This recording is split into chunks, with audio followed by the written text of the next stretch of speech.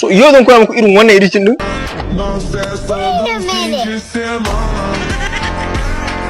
Ta hanyar amfani da application na Inshot. Wannan shine bidiyon da zan muku misali a kai, misalin irin wancan editing din wanda ake kiransa sigima. Wanda bai sani ba wancan editing ana kiransa sigima. Yanzu bari in kunna muku karshen bidiyon nan da ku gani, ku ga cewa babu wannan editing din kafin mu saka, kuma nuna muku bayan mun saka yanda yake a gun ya hau editing kaman pro wato legend kenan.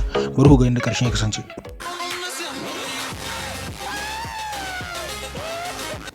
So in kuka lura za ku ga karshen nan ga hinan bidiyo na ne har karshe, har inda muka yi dariya, har inda muka dan dauka ma kallo kamera. So bari mu faɗa muku ma'anar bidiyon domin ku gane cewa shine irin bidiyon da yake daukan editing na sigima. Domin shi kan editing na sigima akwai bidiyon da yake daukan sa, akwai kuma bidiyon da ba daukan editing na sigima. Wanda kuma ba san ya ake daukan bidiyo ma totally, su duba wajen comment section, zan aje muku link a comment kenan ko wajen description.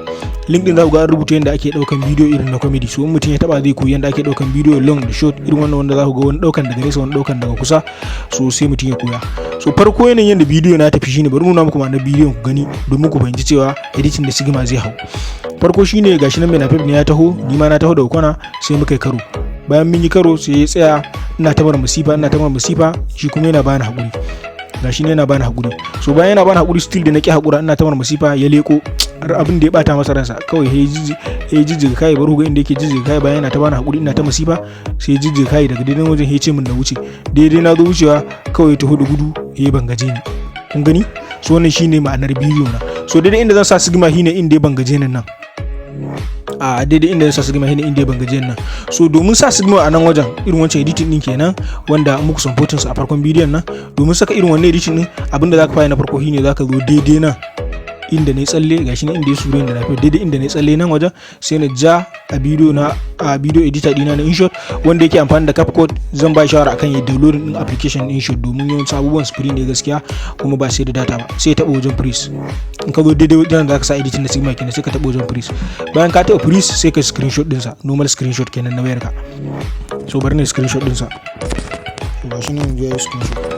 So bayan ka screenshot sai ka fita daga cikin bidiyo editing din naka kenan, sai ka save din shi a matsayin draft. Sai ka shiga wajen hoto, sai ka import wannan bidiyon naka, wannan hoton kenan kai. In ka import din sa sai ka duba wajen cropping daga gefen nan, sai ka cropping. Sai ka cropping din asalin hoton, iya hoton za ka yi cropping, wannan hoton da kai screenshot din nahi bayan ka yi freeze. Sai ka cropping, yanzu ya baka full hoto. Sai ka je ka wajen sticker, daga daidai nan ga wajen sticker sai ka taba wajen import, sai ka importin sticker nan na guda biyu. So sticker na matsayina na wanda ya bangaje, bari in saka wannan. Na san har kun fara fahimtar da bidiyon ne fara kawo light ko, so sai na saka wannan a nan wajen. Sticker na biyu kuma shine shi da ya bangaje ni, sai in samar wannan. Zaka saka sticker yanda ya dace, sannan ka ba sticker kowane mutum ka ba shi sticker da ya dace ka ba shi. Sai ni zoom in shi kadan, sai in saka mar shi kuma wannan. Okay, ga nan sticker a matsayin hoto kenan. Idan ina so kuma zan iya adjusting nan wajen adjusting wajen sa kala kenan, dan ƙara hasken bidiyon, sai dan ƙara tint ina contrast, sai dan ƙara contrast domin bidiyon editing ne ba da light. Sai mu je wajen vins, sai mu zuge wannan gaba daya, to zai ƙara dan duhu hakan nan. Sai mu exporting wannan hoton kenan a hanyar da hakan nan. So bayan hoton mu yayi saving, sai mu koma kan bidiyon mu, sai mu fita daga nan, sai mu koma kan bidiyon mu da muka yi saving a matsayin draft. Sai mu je bidiyon, mu je daidai ƙarfi, gashi nan inda ya freeze, sai mu yanke daidai wajen bige wannan kaɗan. Daidai nan kuma a inda ya daka tsallan nan, sai mu taɓa PIP, sai mu zo wajen hoto, sai mu yi adadin wannan hoton namu da muka gyara, sai mu zoom din domin ya cika screen. Bayan mun yi zoom ya cika screen, abu na gaba shine sai mu je wajen animation. Sai mu taɓa wajen combo. Ina faɗa dai kuna gani ba wanda yake tunanin wani bidiyo yana sauri, saboda ban fiye son ɓata lokaci a bidiyo ina ta magana ba, saboda bidiyo zai iya yin tsayi. So akwai still bayan wancan bidiyon kenan, zan ajiye muku link ne yanda ake amfani da Inshot for beginners. Shi kuma wannan zai nuna muku duk wani abubuwan da yake kira, inda ya kalli wani bidiyon ya kai minti 40, amma kuma duka full tutorial ne. Inda ya kalle shi to duk wani abubuwan da yake kira duk idan ka dawo zaka fahimce su a cikin sauki, kuma zaka fahimce su da wuri.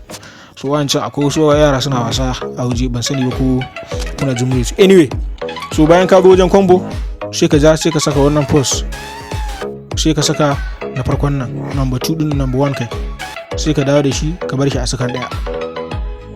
1 second. a daidai 1 second zaka basa. In ka basa a 1 second sai ka zo wajen effect, still sai ka je daidai gun sai ka zo wajen effect. A wajen effect ɗinka sai ka je wajen kan folder na shake, kamar yadda na ga kuma wanda mutum ga bidiyon na san duk abin da nake ga. Sai ka zo wajen shake ɗin nan sai ka dan adin din balu ɗin kaɗan. In ka adin din balu ɗin to ba zai hau ba a haka, har sai ka zo nan wajen object, gashi nan daga gefen nan object. Ina fatan dai kuna ganin su ba, dan ina dan muku zoom in a edition nan. In ka zo wajen object sai ka dora shi akan PIP, sai ka bar shi haka. Wannan clip din naka na karshe kuma wanda ya zo karshen bidiyon nan kaga gashi nan inda ni da muke dariya bayan har ya shigo bayan fage kenan, sai ka goge shi. Okay, shi kuma wannan PIP naka ka tabbatar da ya dan wuce, saboda karshen bidiyon ka ba abin da zai sami inda har ba da capcut bane ba. So shikenan already a cikin sauki har ka riga da kayi adin din Sigma. So za ku ga gashi nan inda yake magana wuce. Bari dan kunna muku, bari ne shirin kunna muku sai ku ga yanda abin ya hau kafin da muku da bidiyon farko. Kun ga yanda ya hau ba? So abinda zamu kara a nan wajen kawai abu biyu ne. Na farko shine nan wajen karshen nan ya dan taho a hankali, saboda haka domin me da mashin din lokacin da muna shooting mun shooting gun a hankali da speed kadan. Yanzu kuma da muka zo daidai nan wajen zan iya kara masa speed, sai me da hita mus 3 ko times 2, ko kuma bari mu je times 2 mu ga yanda zai. In na bar shi a times 2 haka PIP na zai dan ja baya kadan, sai na matso da higa dan gaba. Kuma kar ku manta hi kan sound din, in ka zo adin din sound din hidai kai adin din sound din yazo daidai da inda wannan Sigma din zai shigo. So yanzu tunda nayi speeding gun mahin din zai taho a guje instead of hankali, to bari ku gani ya mun magana. Kun ga yanda ya hau ba? So duk wani adin na sound da dariya duka wannan kai zaka yi. In kuka yi kasa dai, in dai kana kan a YouTube ne, YouTube dina kenan, in kai kasa duka zaka ga bidiyo kan nayi su yawanci dai bayan daya, yanda ake adin din sound, yanda ake adin din kaza, yanda zaka yi kaza, yanda zaka yi kaza, duka zaka na ganin su. So bari da muku bidiyon daga farko ku ga yanda zai kasance. Tunda da na muku bayani yanzu kuma gashi mun yi adin din sound na Sigma, gashi na sama, ga kuma clip din ma'anan kusan clip a sha wani abu dai ga sunan ko sun kai 20 ne ma dai, kawai dai na adin wanda muka yi shooting dai na zo na guggun tsira su ga sunan na saka wani yayin da ya dace. So bari mu yi play yanzu domin ga bidiyon yanda ya kasance.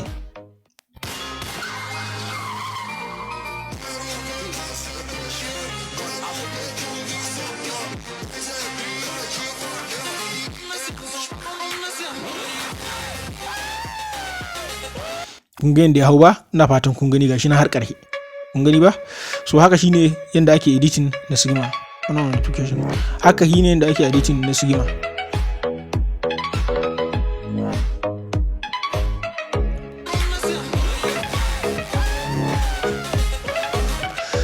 So wannan shine yanda ake editing a cikin sauki. Abu na biyu kuma wanda yake nuna cewa idan har mutum ya kalli bidiyo ya fahimta kuma ya ji daɗin shine like. Inda kana kallon bidiyon mutum kuma ka kalli bidiyon na tutorial ko na mene, inda har bidiyon ya burge ka, abu na farko da ya kamata ka fara yi shine kai liking din wannan bidiyon, domin ta haka ne kawai kake sanarwa da mutum cewa lalle wannan bidiyon ka fahimce shi, ka karu kuma ka gane. So wannan shine da ake editing na Sigma. So sai mu hada bidiyo na gaba.